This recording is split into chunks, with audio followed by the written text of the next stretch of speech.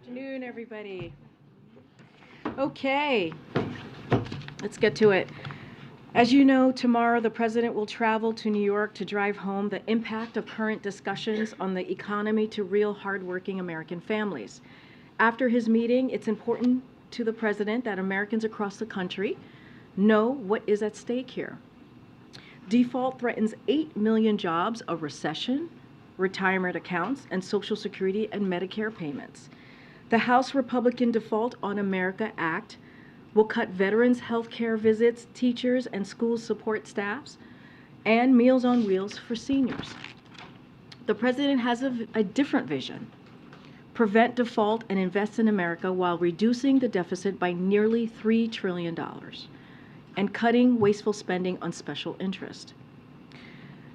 Now, just a few minutes ago, a while ago, we announced that President Biden will be making a historic stop in Papua New Guinea while traveling from the G7 Leaders Summit in Hiroshima, Japan, to the Quad Leaders Summit in Sydney, Australia later this month. While in Papua New Guinea, President Biden will meet with Prime Minister Marape of Papua New Guinea and other Pacific Island Forum leaders to follow up on the first ever U.S. Pacific Island Summit in Washington, D.C. this past fall. The leaders will discuss ways to deepen cooperation on challenges critical to the region and to the United States, such as combating climate change, protecting maritime resources, and advancing resilient and inclusive economic growth. As a Pacific nation, the United States has deep historical and people-to-people ties with the Pacific Islands, and this visit, the first time a sitting U.S. President has visited a Pacific Island country, further reinforces this critical partnership. This week marks, as you all know, the anniversary of the end of World War II in Europe and the victory of the United States and Allied forces over fascism and aggression on the continent. President Putin had remarks for the occasion by launching another wave of cruise missiles and armed drones at the Ukrainian people. Since Russia launched its brutal invasion of Ukraine last year, thousands of Ukrainian civilians have been killed and millions have been driven from their homes. The European continent now faces new aggression. The United States has rallied the world in response, and we will continue to support the people of Ukraine as they defend their independence and their democracy. As part of those efforts today, we are announcing a significant new security assistance package that will help build the capacity of Ukraine's armed forces and to defend Ukraine's territory and deter Russian aggression over the long term. The package includes additional air defense systems that will help Ukraine protect its people against Russia's missiles and drone attacks, as well as artillery rounds and support to enable Ukraine to better maintain its systems and equipment. Victory Day is supposed to be about peace and unity in Europe. It's supposed to be about the end of war and bloodshed and suffering. Instead, Mr. Putin promised only more violence and spewed only more lies about a war he falsely claims has been unleashed against Russia. Make no mistake, Russia is the aggressor here. Mr. Putin started this unprovoked, unjustified war against the people of Ukraine, and he could end it at any moment. He could end it today if he chooses. Unless or until he does, we and our allies and partners will work to help Ukraine achieve the peace and security they deserve. With that, Josh, welcome. Good to see you, my friend. How are you? Good to see you, Karine. I'm good. How are you? I'm doing well. It's a big day today. Yes. So 3 subjects. Sure. First, what's the White House's reaction to Imran Khan's arrest in Pakistan? So just a couple of things I'd like to say about that. Just give me a second here. Yikes. Okay. So as you know, we're aware of the arrest of former Pakistani Prime Minister Imran Khan. As we have said before, the United States does not have a position on one political candidate or party versus another. We call for the respect of democratic principles and the rule of law around the world. So I would refer you to the government of Pakistan for any further information on that. Secondly, as part of the debt limit talks, the U.S. Chamber of Commerce today called for an agreement that includes discretionary spending caps. Does the White House see all spending caps as a negative, or just the spending caps that are part of the House GOP bill? So I'm going to be very clear here. The president's going to have a conversation with the four leaders, as you all know. That's going to happen in a couple of hours at 4 p.m. local time, clearly. And we're going to stay focused on what Congress needs to be doing here. Their congressional duty, which is to prevent a default. That's what we're going to be clear about. I just laid out at the top how this can cost almost 8 million jobs if House Republicans get their way. It could also lead us to a recession, trigger a recession, and we've listed over and over again what this could be if they continue to hold the American economy hostage. That's going to be our focus. That's going to be the president's focus today, to make that clear to the leaders that they have to do their congressional duty, and that's what's expected, not just of him, but of the American people. And I'm just going to leave it there. And then lastly, the Writers Guild of America tweeted out the president saying that he wants the striking writers to get a fair deal. So I'm just going to reiterate echo what the president said last night from his yesterday's remark. We sincerely hope that the writers' strike in Hollywood gets resolved and the writers are given the fair deal they deserve, and as soon as possible. And that is what you heard directly from the president yesterday. On their side? I think his words from last night make it clear where the president stands on this issue. Go ahead, Mary. Given the conversation that is happening today, that it is not negotiations, as you've made very clear, how is the president going into this? How is he viewing success in this meeting? What would we consider to be a successful meeting? Is it simply just conveying his message to them and having them receive it? I mean, look, what we convey as success. I mean, people have asked, well, will the president give Speaker McCarthy an off-ramp, an exit strategy? The exit strategy is very clear. Do your job. Congress must act. Prevent a default. That's what a success, not for him. It's not about the president. It's about the American economy. It's about the American people. That's what the president views as success. That's the way that it should be done. Regular order. This is regular order. What House Republicans are saying is that they want to potentially, if they get their way, threaten the country's first default, something that has never happened before. That's what they're threatening. Again, could lead to trigger a recession. 8 million jobs potentially lost. That is what they are threatening. So it's very easy. It's very, very simple. Do your job. Go back to regular order. Do what you're supposed to do. It's been done 78 times since 1960. And that's what he's expecting from Congress. The Speaker says the president is ignoring the problem. The president is not ignoring the problem. We have the four leaders are going to be here today at 4 o'clock to have this conversation. The president's going to make himself very clear. The president has been clear since February. Since February, he has said over and over again, we cannot be a country that defaults. And most recently, he has said we cannot be a deadbeat nation, something that we have never done before. Never done before. And so they need to take action. Congress has to do their job. Super simple. They are manufacturing a crisis. And just one on immigration. The Mexican president said that he had plans to talk with President Biden this morning.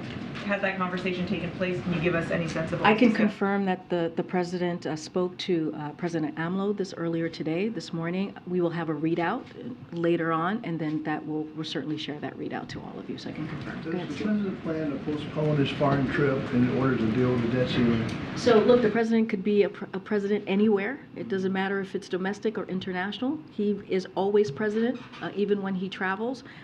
Look, this is something that Congress can take care of today, if they choose, is do their job, do their constitutional duty. And what happens after today's meeting from your standpoint? Will you set up more meetings, or is this a one-off? I'm not going to get ahead of today's discussion. The president hopes it's a productive conversation. We'll see how it goes. Again, the president's going to make it very clear to the congressional leaders that they must act and avoid default. There are some estimates that there are 150,000 migrants waiting to cross the border when Title 42 expires. Is the U.S. prepared to deal with this onslaught? So, as you know, Steve, I've said this many times. I said it yesterday, but actually let me just give you guys a little bit of an update on the briefings that are coming up. The State Department and Department of Homeland Security will be holding a call on our plan later today. Secretary Mayorkas and the State Department will also be holding a press conference tomorrow, and Secretary Mayorkas will be joining me at the podium on Thursday. We want to make sure that we are transparent about the plan, how we're moving forward, so he'll be here to certainly take all of your questions on what's ahead, but we've been very clear. We have a multi-agency process. We believe we have a robust process to deal with what is going to occur after Title 42 lifts. Again, we're using the tools that are available to us because Congress refuses to do their job as it relates to the border. Again, a system that has been broken for decades. Okay. Thanks, Karine.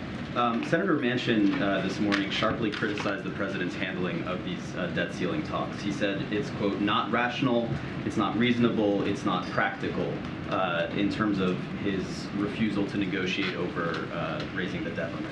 What's the White House's response to that, and to what extent does it weaken the president's position to not have Democrats in lockstep with him? It's not rational. It's not rational. It's not reasonable, and it's not practical for Congress to be doing what they're doing. For House Republicans to be holding us up, for threatening default. That is where the problem should be, and that's who should be called out. Speaker McCarthy is going to be here, and he, what we're seeing from House Republicans, from MAGA Republicans, is that they are manufacturing a crisis. That shouldn't be. That shouldn't be. The president doesn't want to see this happen either. He doesn't want to see our economy held hostage. He does not want to see this. That's why he's having these leaders here, and he's going to make himself very, very clear. And that's the discussion they're going to have. I'm not going to get ahead of what's going to come out of that, and we'll see. Given how unified Republicans have been around Speaker McCarthy, do you have any concern about, Democrats not, that there may be some wavering among some Democrats about the president's position on the debt ceiling? I mean, look, the Democrats have been very clear as well that we need to deal with the debt limit. We've been all very clear about that. So has Leader Jeffries, and so has Leader Schumer. We've been all on the same page with the leadership, is that Republicans in Congress need to do their job. And that's what we're going to see today. And then in terms of the situation on the southern border, there have been, yesterday there were nearly 10,000 migrant encounters on the southern border. There are around 27,000 migrants currently in CBP custody. I know that the administration, you guys talked a lot about the surge that you anticipated after Title 42 would expire. Did the administration expect there to be a surge before? And how is that going to impact your preparedness if there's still another surge expected after May 11th? So what you can expect from us is that we're going to do everything that we can and use every available tool to us, as we have been, to deal with this issue in a humane way, manage it humanely. And that's what we've been very clear about. Our focus, as it relates to managing the border, is we're going to do this through enforcement, deterrence, and diplomacy. And that's what you have seen. And we've been working with our regional partners, and we have just few tools that are available to the president. And that's because Congress has failed to act. So right now, we believe we have a robust plan, a multi-agency plan to do this in a humane way. And we're going to have Secretary Mayorkas here with us in the briefing room on Thursday, and he'll certainly lay out the plan in a more deeper way and more in-depth way. You all will be able to ask him his question. He was at the border very recently. He's held multiple press conferences on this issue. You've heard from the State Department. You've heard from the Homeland Security, clearly Mayorkas, as I just mentioned. You've heard from Pentagon, who did a briefing just last week. And we're going to continue to inform the American people and continue to inform all of you on how we're moving forward. And that's what you could expect from this administration. Did you anticipate the current numbers that we are seeing right now? Look, I can't get into hypotheticals about the numbers and what they were going to be or going to be. That's not something I'm going to do here. What I can say is that we knew from the court that Title 42 was going to lift on Thursday. That's something that we were clearly very aware of since earlier this year. We have put plans in place and processes in place to deal with this very moment. And so that's what I can only speak to what you can expect from us, and we've been very transparent about that, and we'll continue to be. Okay, Joe. Thank you. Speaker McCarthy said today he doesn't support a short-term debt ceiling increase. Let's just get this done now, he told reporters. Does the White House agree with him, with the Speaker, on this point? A short-term extension is not our plan either. That is not our plan. This can be easily resolved. This is a man-made crisis that the Speaker is leading. Can get this done. We want to make sure that we remove the threat of default. That's what the president's going to be making clear about. This is not negotiable. Default is not negotiable. And a second question, on the Writers Guild strike that the president weighed into, he says he wants to see a fair deal. What is a fair deal in the president's view? We're certainly not going to get into a back and forth on what a fair deal looks like. We're going to continue to encourage both sides to come together, to come to the table and have that discussion. I'm just not going to get ahead of that. Thanks. Thanks, Karine. I mean, I wanted to ask, Secretary Mayorkas is going to come speak with us. Thanks for that. What about the president? Will the president speak out about Title 42, share a message that Mayorkas has given, or something to that effect? Will we hear from the president on Title 42? Well, I would say you heard from the president this past Friday. He did a interview, a sit-down interview with one of the networks, and talked about Title 42, talked about immigration. So the American people did hear directly from the president on this issue. I don't have anything else to share in the next couple of days about the president's schedule. So I'll just leave it there. But he was asked a question, and he answered it. Okay, Go ahead, more, John. please, if I could. I mean, should Americans anticipate or expect an orderly process on the border? Or does the administration want Americans to know that this is going to be a challenging moment and there could be some hiccups or there could be some challenges, and to give a little bit of patience as the transition is made? Look, what we have been very clear about is that we do want to put a process in place that's orderly, that's humane, and using the tools that the president has in front of him to do just that. I've said very clearly, we want enforcement, deterrence, and diplomacy. That's how we're moving forward. Those are the 3 steps that we're taking to get this done. There are challenges at the border. This is something that the president has taken seriously from day one, putting forth a comprehensive piece of legislation to deal with immigration reform, something that has been a problem for the past several decades. The system has been broken for the past several decades. And again, the president would like to do more. He's using the tools in front of him, but Congress refuses to act. Instead, many Republican officials want to make a political case out of this. They're not looking to meet us at the table to actually deal with this issue. They want to turn this into a political stunt. And so that's not what we're trying to do.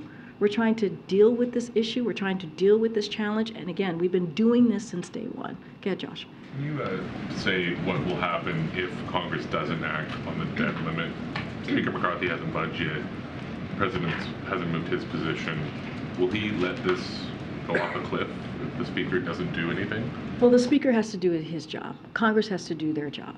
That's what we're... The president doesn't have any job. The president, historically, 78 times since 1960, this is what Congress has done. They have done their constitutional duty, is to deal with the debt limit. That is something that they have done. This is regular order. This is the process that they have used. And we're asking them to go back into that process. And look, what could potentially happen, as I just laid out, is a potential recession. 8 million jobs lost. That is something that Congress could avoid. They can easily avoid this and do their jobs. So I'm not going to get ahead of what's going to happen today at 4 o'clock or get into hypotheticals from here. But the president has been very clear. He has been very, very clear. They have to get this done. And what they're threatening is, and what they're saying to us is, we have to take their whole entire agenda, which is extreme. A lot of Americans do not agree with that agenda, or they're going to hold the economy hostage. That's what they're putting forward. Remember, 22% cut on veterans, on health care, on Meals on Wheels, all of the things that we have listed out over and over again. Americans don't agree with that.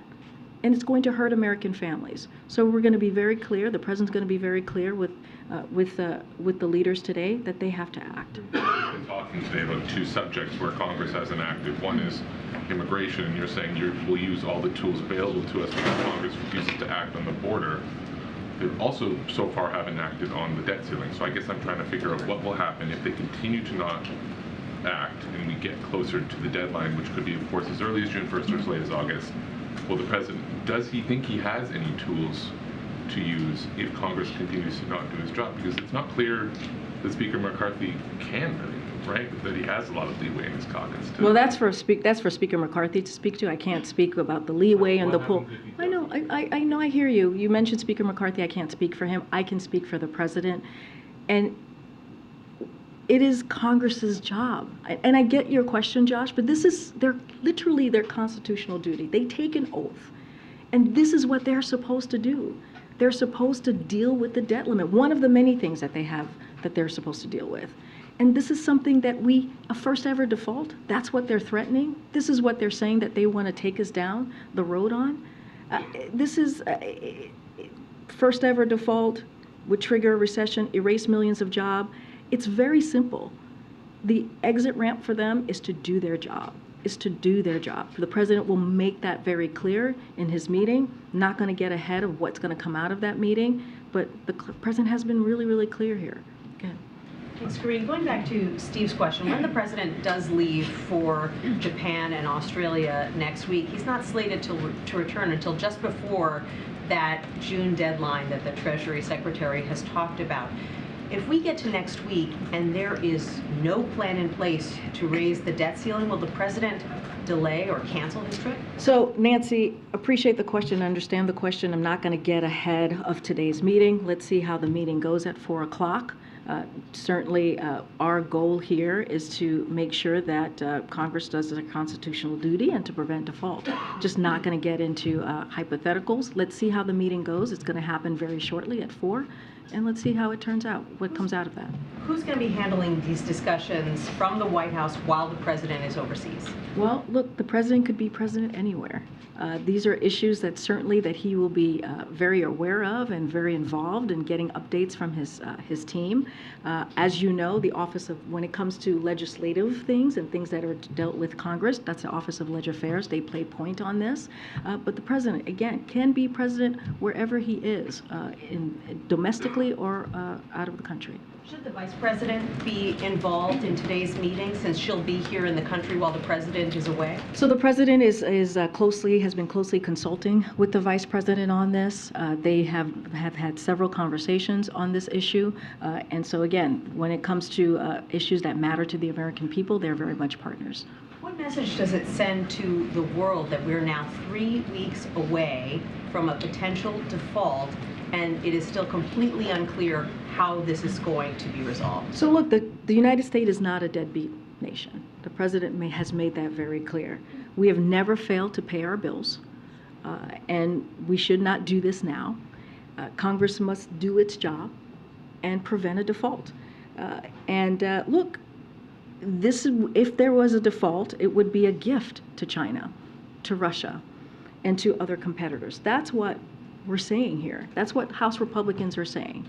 If they were to default, it would be a gift to them. Let me just give you a little bit about what the Director of National Intelligence, Avril Haines, said, who, as you all know, the head of the intelligence community. She testified last week to Congress, and she said the following: both Russia and China would look to use a default to demonstrate the chaos within the United States that we're not capable of functioning as a democracy. Default would create global uncertainty about the value of the U.S. dollar and the U.S. institutions and leadership, leading to volatility in currency and financial markets and commodity markets that are priced in dollars. China and Russia would look to take advantage of the opportunity if we were to default. That's what congressional Republicans are threatening. That's what they are potentially going to really put us into a tailspin if they don't actually do their jobs. Really simple, do their jobs and avoid default. On matters of the economy, the public often holds the president accountable for the outcomes here. Does the president have a sense that he will be blamed by the American public if default actually occurs? So Republicans are holding the entire economy hostage and saying unless their entire agenda gets done, they're going to cause an unprecedented default. What the president is doing is the opposite of that. He wants to make sure that we take that off the table and have a separate conversation on the budget, something that he put forth on March 9th, which shows how he values the way moving forward. to show how he sees our economy moving forward, building on the successes that he's had these last 2 years, making sure that we cut the deficit by $3 trillion for the next 10 years. So to your question, I have an answer to your question. Polling from 2011 and 2013 makes clear that congressional Republicans were to blame for their threats to default. And polling now shows Americans want spending and default handled separately, as does the president. That said, when it comes to threatening default, people should not be looking at polling. They should be looking at how they're going to be delivering for the American people. They should be looking at their constituents, whose jobs and retirements could be crushed by recession if this is truly going to move forward in the way that they seemingly want to go, which is manufacturing a crisis. So again, this is something that the president wants to avoid. He wants to make sure that this is not on the table, that we take default off the table, and that's a conversation that he's going to have very clearly with congressional members today, leaders today. There have been other instances of brinksmanship on Capitol Hill with government shutdowns, and the public has seen that. They've seen 11th hour resolution to things. This is a very different beast in terms of the potential negative impact, as you've pointed out, never happened before. Do you think the public has a sense of what is at stake for them, their retirement accounts, their job security, the overall economy? And do you anticipate the president will have to speak out about this in a bigger way than the daily communication that he's done, or that you speaking on his behalf? Is there a speech to be had? Is there a moment coming? So the president's going to go to New York. He's going to visit a district that he won in 2020. He's going to talk directly to constituents and clearly Americans in that district, and have a very clear conversation and lay this out very clearly, as he's done many times. I had mentioned the polling in 2011. Nighttime is, I guess, where I was going with that. I see. I mentioned. I wasn't clear. I knew I was going to New York. Yeah, no, I totally understand. I mentioned the polling from 2011 and 2013, how congressional Republicans were blamed by the American people about what they tried to do in those two instances. And the president's going to continue to talk about this. Don't have a nighttime, primetime speech to lay out for you or to preview at this time. But look, let's see what happens at 4. Let's see how this conversation goes. We have been very clear. Secretary Yellen has been clear. The president has been clear. Many economists who work here in the administration has been clear. Businesses have been clear. This would be catastrophic, and it does not have to happen. It does not have to happen. This could be avoided. We have never, ever defaulted before. We cannot be a deadbeat nation. So we can avoid this. The president's going to make that very clear today. Thank you. You mentioned that the president's going to be going to New York tomorrow. You mentioned that he's going to a district that he won in 2020. It also happens to be a district that is represented by a Republican currently. Can you talk about the decision to target this specific district and what the president plans to say? And also, can you address the fact that the Republican member of Congress, Mike Lawler, agreed to the White House's invitation to appear alongside the president, and what that means for the president? So look, I'm going to let the congressman speak for himself. He can do that. He's able to do so. I mentioned this at the top. The president's going to drive home the impact of these current discussions that we're having, the economy, how it affects real hardworking Americans. That's what you're going to hear from the president. He'll be very clear about that. He'll be clear about what could potentially happen. And yes, we've talked about default and what that could look like, recession, triggering recession, potentially 8 million jobs lost. But let's not forget the other piece of the act that Republicans in the House has put forward. Let's not forget veterans. Let's not forget health care. Let's not forget schools to support staff. Those things are also embedded or part, a 22% cut to these programs that families really, truly need. So he's going to talk about that. I'm going to let the congressman speak for himself. The president loves to travel across the country to different districts, different states, and that's what you're going to see from this president tomorrow. The president talked about, having a sense of unity and not questioning people's motives and sort of bringing the temperature down in politics. We've seen him on the stumps. We've seen his stump speech. We've seen how aggressive it can be about quote-unquote MAGA Republicans. You are going to have a Republican member in front of his constituents right there alongside the president. Will that change the way the president addresses the crowd? The president's always going to be honest with the American people. there's a real question about where our economy is going to be going, right? And that is something that the president's going to lay out for the American people. And so, look, when the president speaks, it's not just to the people who are in front of me, or in front of him, pardon me, or the people in that district or in that state. He's speaking to the nation, and sometimes to the world when he's at the podium, or when he's speaking, when the president speaks just in general. Like, everyone listens, and you all cover, you all write about it. And so this is a message that he'll have to the American people about what's at stake. Americans need to know what's at stake. You know, it's basically to Kelly O's question. They need to know what's at stake here, where we're headed with our economy. The president has worked the last 2 years to rebuild our economy, as we've always said, from the middle out, bottom up, and we've had some successes. If this occurs, it's going to take us back. It's going to take us back. And so the president's going to be very honest, very upfront with the American people. That's what you'll hear from him, as he always is when he speaks. And so he'll lay out what's at stake. Okay. Thanks. Just a quick follow-up can you just give a bit more specifics on why the president chose Hudson Valley to give this speech? And does he think that giving this speech on avoiding the default and going after the Republican plan that they passed would actually convince them to pass a clean debt limit increase? So I'm not going to get ahead of the president. He'll lay out why he's there, as he always does, why he's in front of the audience that he'll be speaking to tomorrow. So I'm going to let him speak to that. But what I can say is, again, kind of what I just said to your colleague. The president's going to be very clear about what's at stake, the impact of the current discussions that we're having, the impact of this budget and this default that House Republicans have connected. He's going to make it very, very clear. This is going to hurt American families. It's going to hurt our economy, and it's going to hurt American families. We're talking about American families that need these programs, that are having the 22% cut. They need it just to make ends meet.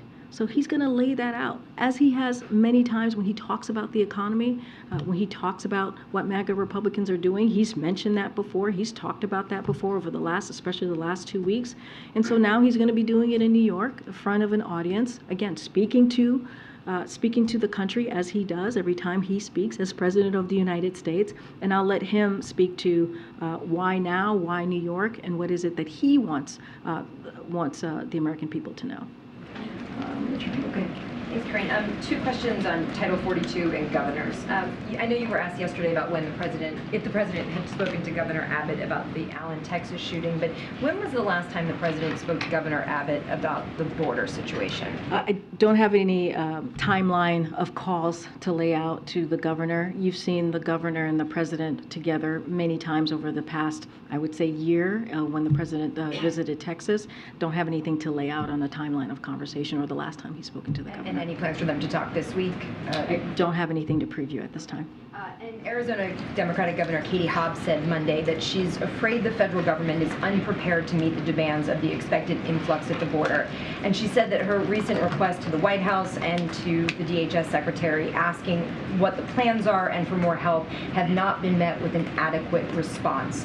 What is the response to the governor, and why hasn't the administration responded to what she's asking for? Look, we welcome the additional steps that Governor Hobbs announced, and teams in our administration remain in close contact with border communities, including Arizona, to provide timely information and resources. Just this past Friday, DHS provided $45.5 million to organizations in Arizona supporting migrants. Look, we'll continue to have those conversations with her. We'll continue to stay in touch. I just mentioned the funding that we provided, that DHS provided on Friday. We are putting forth a robust plan. We're putting that in place to do this in a humane way, to do this in an orderly way through enforcement, deterrence, and diplomacy.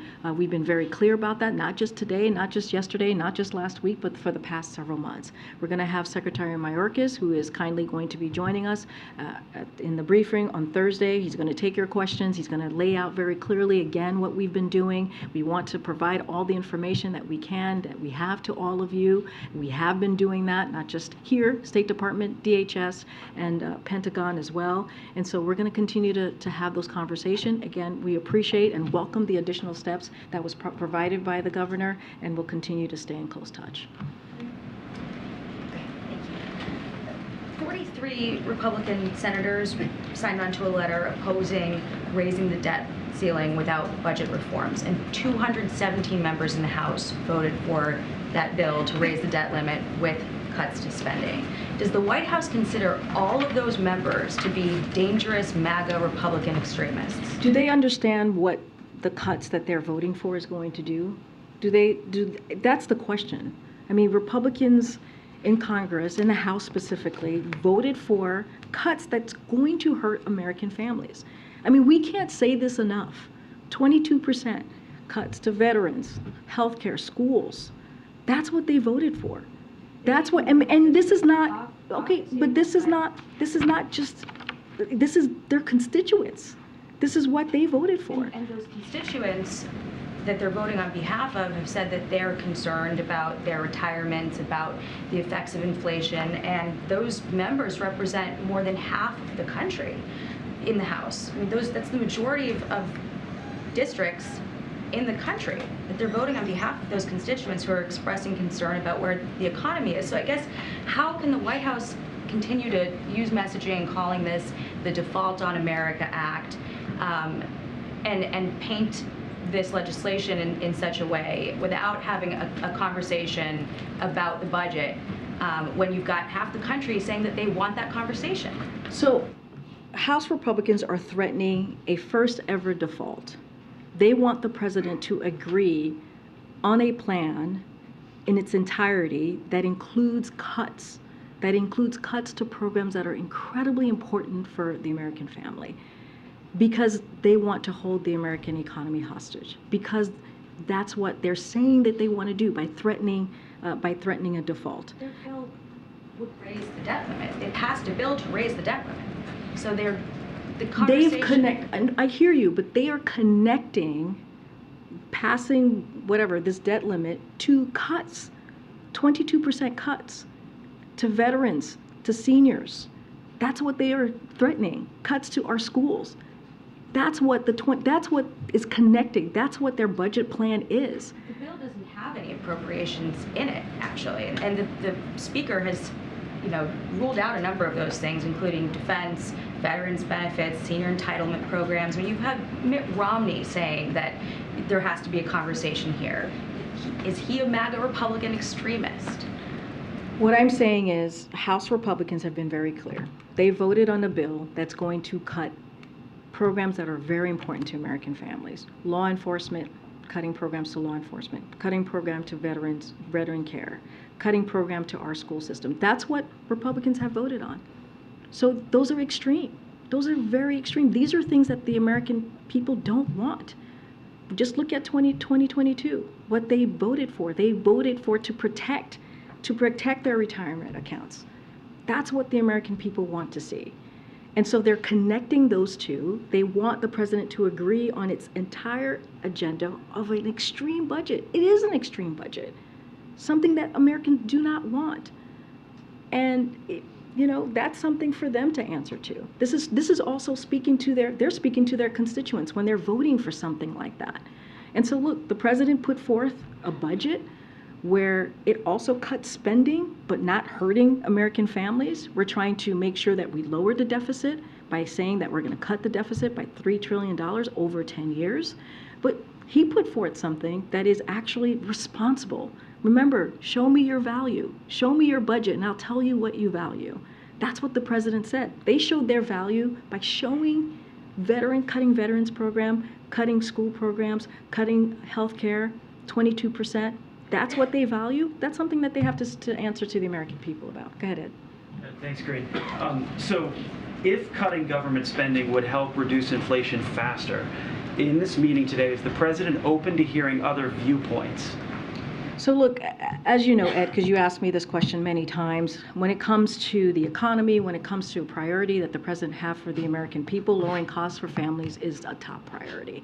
He talks about that often. You've heard him talk about lowering prescription drug costs, which we have been able to do, capping insulin at $35 a month for seniors, allowing Medicare to negotiate lower prices. That's why Inflation Reduction Act was so critical and important. Only Democrats voted for that. Help lower energy bills, another component of the Inflation Reduction Act. I just talked about how he put forth a budget that's going to lower the deficit by $3 trillion over the next 10 years. And again, I was very clear with Jackie. They have put forth the opposite. They want to go the opposite direction. They want to cut programs that's going to lower costs. They want to take our economy hostage with the default. They want to bring back failed trickle-down economy, which we know doesn't work. So look, the president's always going to try and figure out how he can lower costs for the American people. He's actually taken action and been able to put policies forward, pass legislation with Democrats, with the help of Democrats in Congress, signed that legislation to deal with issues that really matter to the American people. Wait, one more on a different subject, if I could. So after Title 42 ends, does the president then want to go back to the border to see the situation for himself? I don't have any trips to preview for you. As you know, the president has gone to the border more than once. We have put forth a robust multi-agency plan to humanely deal with the border in a way that leads with enforcement, deterrence, and diplomacy. I'm going to have Secretary Mayorkas here on Thursday. He'll be glad to take your questions. That's why he's joining us. We've had multiple briefings from the different agencies that are involved in this process. We'll continue to do that and answer your question and put out information on how we're dealing with the real with the challenges that we're seeing at the border. Again, the president is using the tools that he has in front of him because Congress refuses to act. Go ahead, Ken. Yes, Karine. On the COVID-19 public health emergency ending on Thursday, obviously we know COVID is not over, and in fact, CDC data shows that there's a disproportionate share of hospitalizations and infections and deaths for Black, Hispanic, and Indigenous populations. These are also populations that are overrepresented in lack of access to health care, unemployment, poverty levels. Is the administration concerned that these communities could be left behind as we move away from the public health emergency, especially when you think about long COVID? So there's a couple of questions there with long COVID, and I'll take that first. Look, we've seen the progress that has been made last year that HHS has led on, and that's deliver high quality care for individuals experiencing long COVID, provide information and resources to help people struggling with long COVID, including our nation's veterans, employees, in the workplace. And we've invested in care for people in underserved communities who have been disproportionately impacted by long COVID. There's going to be an office that's going to be set up, as you know, that because of the omnibus fiscal year of 2023. Certainly that be a space where we'll continue to deal with the pandemic, even though we're in a different stage of a pandemic. As you said, COVID is still here, so we'll certainly deal with that in an appropriate way. And so, look, there's the Project Next Generation as well. That's a way to stay ahead of the rapidly evolving virus that causes COVID. We need to continue to support the development of a new generation of tools, and that's what you're going to see from Project Next Gen. So we are taking all of this very seriously, and we certainly have more to share in the next day or two. More broadly, could you give a sense of how the administration is feeling coming out of the public health emergency, given where we were 2-3 years ago? Does the administration see this as a success in terms of combating COVID, or a sense of sigh of relief at all? So look, we are definitely at a different point in the pandemic. Over the last 2 years, the administration has made significant progress in ability to manage COVID-19 in a way that protects life and health and no longer meaningfully disrupts our lives. And that's because of this president's leadership. Again, we're not out of the pandemic. We're certainly in a different place. And that's because what this president has been able to do. When you think about how COVID deaths have declined by 95%, new COVID-19 hospitalizations are down nearly 88%, and COVID-19 cases and deaths globally are at its lowest levels since the start of the pandemic. You heard from the World Health Organization saying COVID pandemic no longer qualifies as a global health emergency. emergency. So look, let the numbers speak for itself. The president, over 270 million people have at least one shot in arms because of the comprehensive plan that this president and his administration has put forward. And so, look, again, let the numbers speak for itself. The president has taken this very seriously since day one, and now it's good. It's actually good that we're in a different stage of this pandemic. Go ahead, Courtney. Thank you. Wanted to ask about the Labor Department. The department hasn't testified before Congress yet about its budget. I know that Acting Secretary Julie Sue is also up for a nomination. Is there a reason that she hasn't gone before Congress about the budget in her acting role, or that you haven't sent someone else to take questions? That's a very good question. I would refer you to Department of Labor about their process and being in front of Congress and speaking to their budget. I would just refer you to them. Also on Title 42, there's a bill emerging on Capitol Hill this week that Republicans are pushing in the House. I understand that broadly you disagree with that bill, but can you talk about if you see any points of agreement with the GOP on places of tension or problems related to the border that you agree on, that you could move forward with? Maybe there's parts of that bill you do agree with, or other solutions that you know or have broad support. So I laid out yesterday why we don't agree with that bill. Certainly that, no, that nothing changes there. That still stands. What we have seen is Congress Republicans wanting to cut resources, cutting 2,000 in law enforcement to be at the border. They have not done anything to be helpful in this process. They've taken political stunts. What they put forward is not going to help the issue at all. And we've taken this very seriously. On day one, the president put forth a comprehensive immigration reform legislation to really have this conversation about how do we put more resources to deal with this challenge. And instead, they want to take away resources.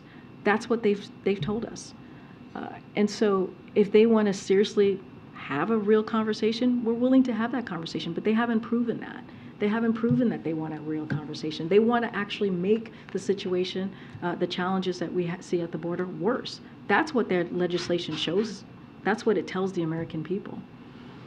So I take it you don't see a specific area of agreement then? I mean, I've been very clear. I literally went almost line by line about the things that we disagree about with this that legislation yesterday. It's going to make the situation worse. It's not going to help. And look, they want to play political games, and that's not what the president wants to do. He wants to do the opposite. All right, everybody. I'll see you on Thursday. Thank you. Thank you.